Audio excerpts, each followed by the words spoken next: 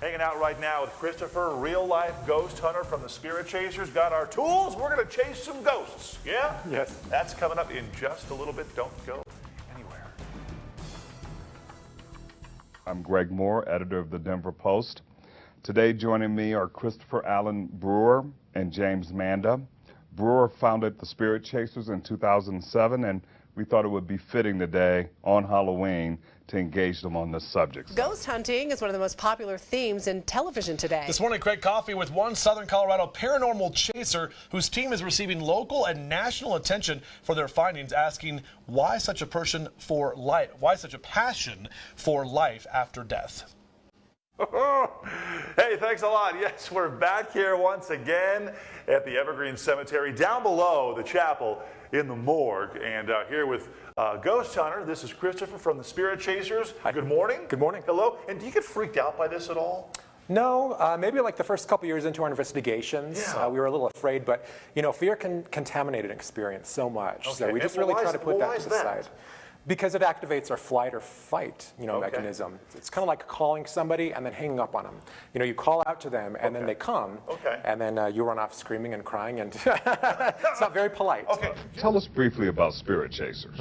What is it exactly? Well, we were having a Halloween party in 2007 and decided that instead of maybe like a typical invite, we would create a program that was kind of like a basement late night infomercial to kind of educate our guests on paranormal activity, and then also just to invite them to our Halloween party.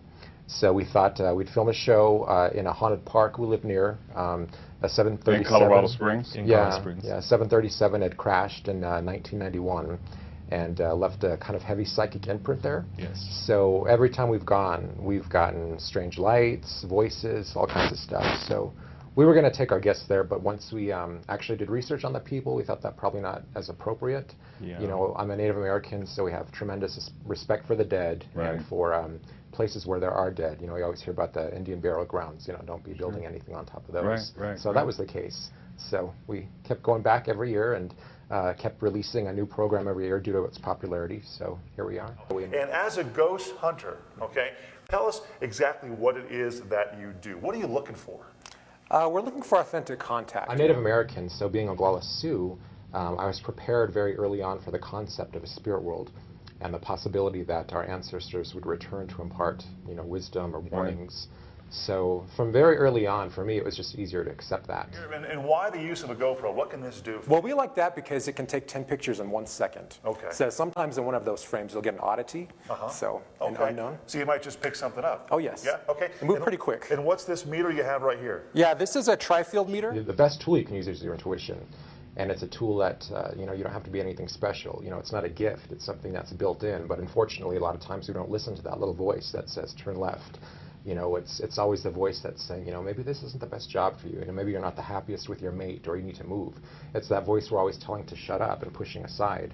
So that's where we come from, is a place of intuition, and just really been developing my empathic skills over the years.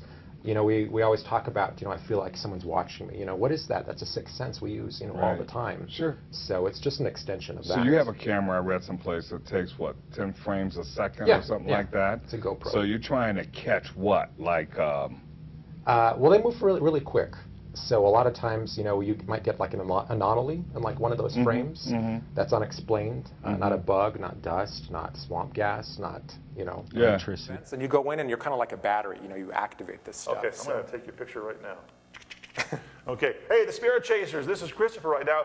Real life supernatural ghost hunter. Yeah, that's pretty cool too. All right, we're going to have more on the way here in just a little bit. And that's where we come from, is just this preservation of mystery and wonder in the world. So what's your favorite movie about paranormal? Probably Poltergeist. Poltergeist? We grew You up can't with have that. the same one. Poltergeist. Why is that? Okay. It was always on HBO when I grew up. And also, there was an occasion where, all of our relatives were in the same house. Monica was there. And I reenacted the entire movie just by myself. But just always, because we had several of these experiences throughout our upbringing. We were all haunted in some way. We all have our own stories. So now it's just an extension of that, just kind of living this ghost story. Okay. Listen, thank you so much for joining us. Thank you. I'm Greg Moore, editor of the Denver Post, and until next time, thanks.